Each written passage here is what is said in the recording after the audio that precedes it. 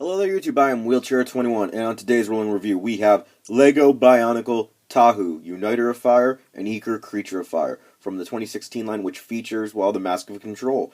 And the Mask of Control, as you can see, is the villainous Makuta's mask. In this series, or in this new version of Bionicle, they've kind of changed the lore around, and it's a little interesting, a little bit different, well, actually a lot different. And as you can see, this will be the characters featured in the Netflix original series coming soon, I think March. And the box, pretty interesting. The cardboard is actually a lot sturdier than the 2015 line. I only have one figure from the 2015 line as we speak. But yeah, the boxes are a lot more sturdier, a lot more durable. The top features, well, the old Nuva logo, as well as the Unity logo for each of their Toas. As well, on the back, on the actual Toa box, it shows a little webcomic which features how Tahu links with Ikir and stops Umarak the hunter. And with, well, Ikir's, his just shows you he comes with his ability to wing flap gimmick, his little mask and faceplate, as well as a bear trap-like creature. Honestly, the box is really nice, really decent. I already can say I do miss, though, the old school canisters for the Toa, though.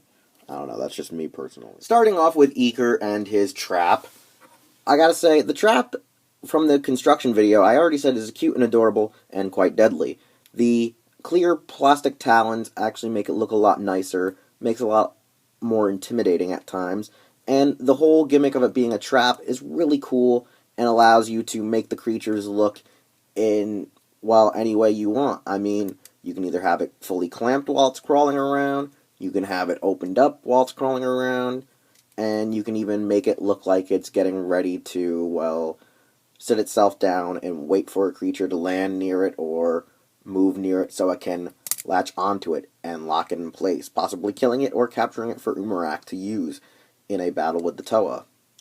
Honestly, I do like it. It's really cool, it's really nice, and it has like that drone-like mono eye, which makes it very, very mysterious and intriguing. Ikir, the actual creature of fire, is a bird, and honestly, it looks really nice.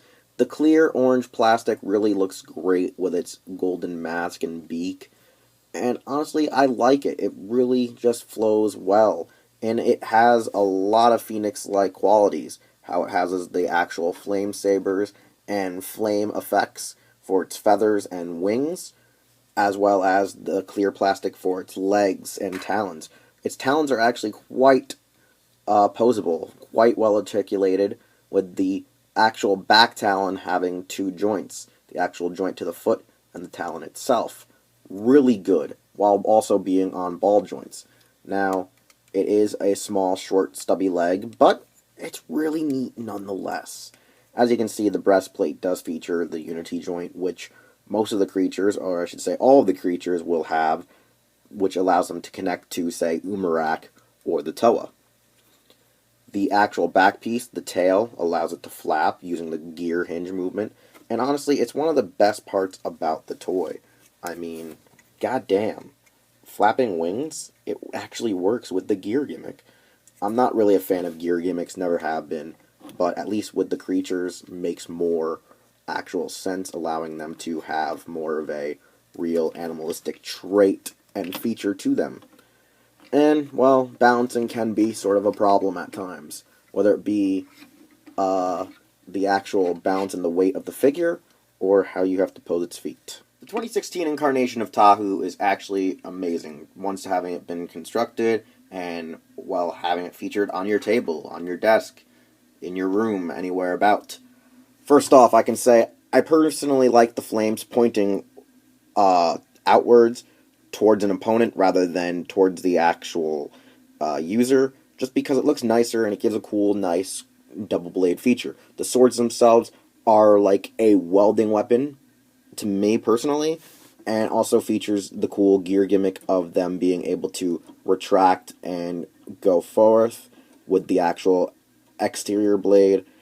And another cool aspect is the fact that, as you can see, they can come together to become a dual-edged lance. Very Darth Maul-like. A lot of people kind of coin the phrase. The actual points of articulation are incredible compared to original Tahus from the earliest gen and incarnation of the series. And honestly, you have hips, you have knee, you even have an ankle joint, but it's a little bit tighter due to the fact they add this little codpiece in to keep it a lot more sturdier so the actual foot doesn't pop off the joint as much. You have shoulder joint, actual elbow joint, and an actual wrist joint. As well as an improvement over the 2015 line is the shoulders do not get in the way whatsoever when posing your figure. And pretty much for the first time ever in the Bionicle line, on the back, you can see, there is a swivel joint on his butt. Yes. And when you turn the swivel joint, it actually gives him a real waist joint.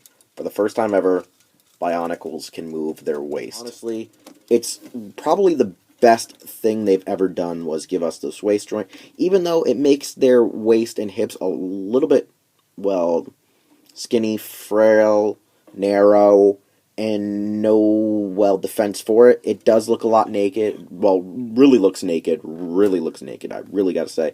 I hope in future releases, future incarnations, that the Toa have more padding around their hips to make them look more, I guess, like actual living creatures, actual humanoid characters, because this tiny waist just looks ridiculous. Other than that, I gotta say, he does use a lot more gold than red or orange, and this is different than most Tahu's ever been. I mean, I keep saying during the construction video that it reminds me a lot of Toa Lhikan from Metro Nui, just because he was a fire Toa that relied a lot on gold-plated armor. And also one thing I didn't really like is that the box art and a lot of the promotional footage shows that this plastic would be a chromed out gold, but it's just basic, like, gold, bronze-ish kind of material.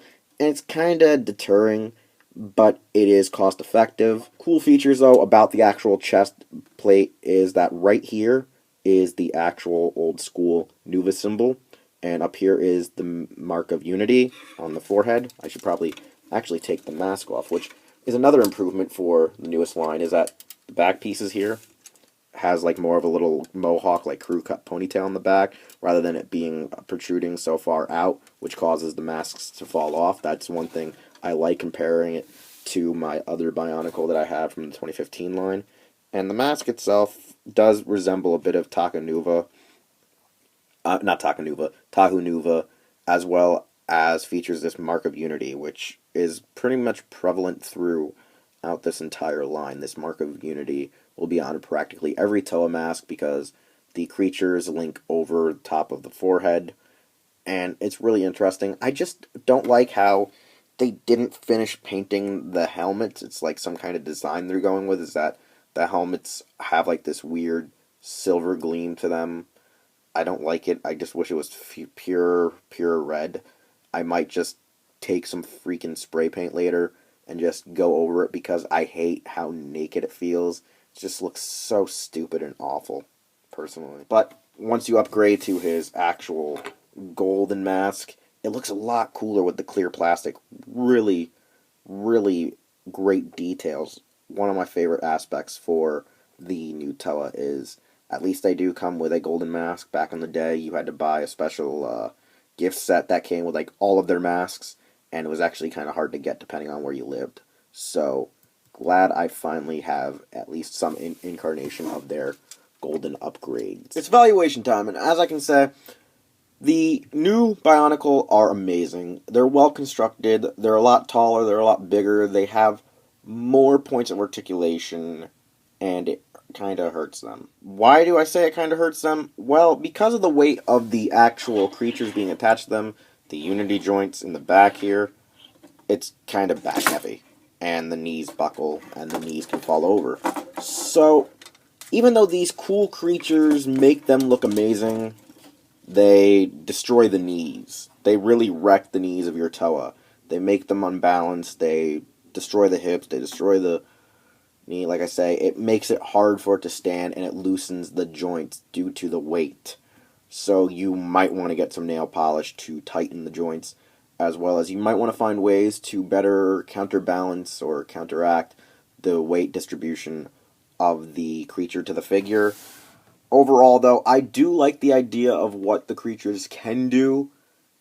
I just feel like it's a con more than a pro to the overall Toa themselves. Now, the protectors, they weren't that well intricate into how they kind of went into helping a Toa, but they were more interesting, I thought, nonetheless, whether it be giving them the cannons to make them have cannon weapons, like, on their shoulders, or combined with their other weapons to make kind of like vehicles of some sort, I felt were a little bit more well in depth and didn't destroy the balance of the character, whereas these creatures definitely do. But they do give you the possibility of creating all new different sorts of combinations. Now, as you can slightly see from my video feed here, I put Ikir's feet over the hips to kind of make it look less naked, give him a little bit more bulk around the waist, and try to keep him a little bit more balanced, because sometimes I can actually get the talons to lock around the legs so they don't buckle or bend, and it keeps them usually normally standing. Overall, I do think that in the future, maybe one thing they could have done or should have done or can do is that with the creatures themselves, the masks still stay on the neck joint here in the back, which I gotta pull the figure down to show.